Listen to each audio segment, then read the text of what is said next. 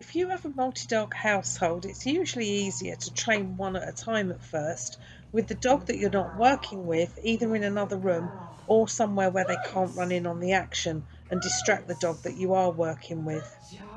Whenever we're learning something new, we need to be able to focus. And if our best friend or sibling is running in the room, jumping around with excitement, that's a pretty hard thing to do. So always set everyone up for success. Then, once they're both well practiced at the boundary games, you can bring them into the session together. Start with things that they find easy, so have them both on the bed and slow feed both of them, or play the mouse game.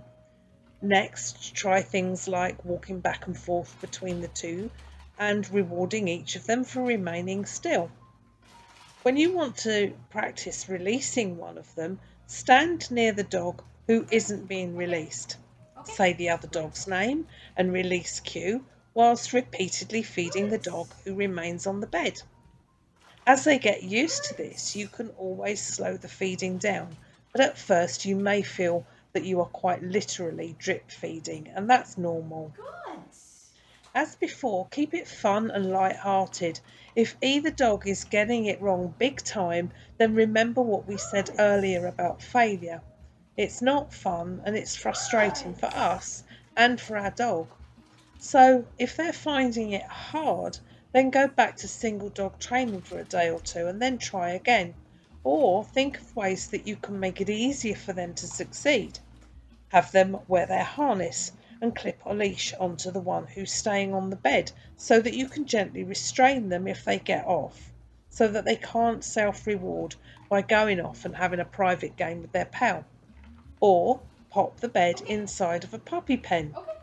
If you've got a trusted helper, then that's even better. They can simply be a food dispenser sitting near one of the beds until both dogs get better at it. What a good girl. What a clever girl. Some Nice. people I know have even had the dogs in separate rooms, with each bed a short distance either side of a baby gate, and they stand in the middle. It's really about finding what works best for us, but the ultimate goal is to make it as easy as possible for our dogs to get it right to begin with, and then gradually ask more of them.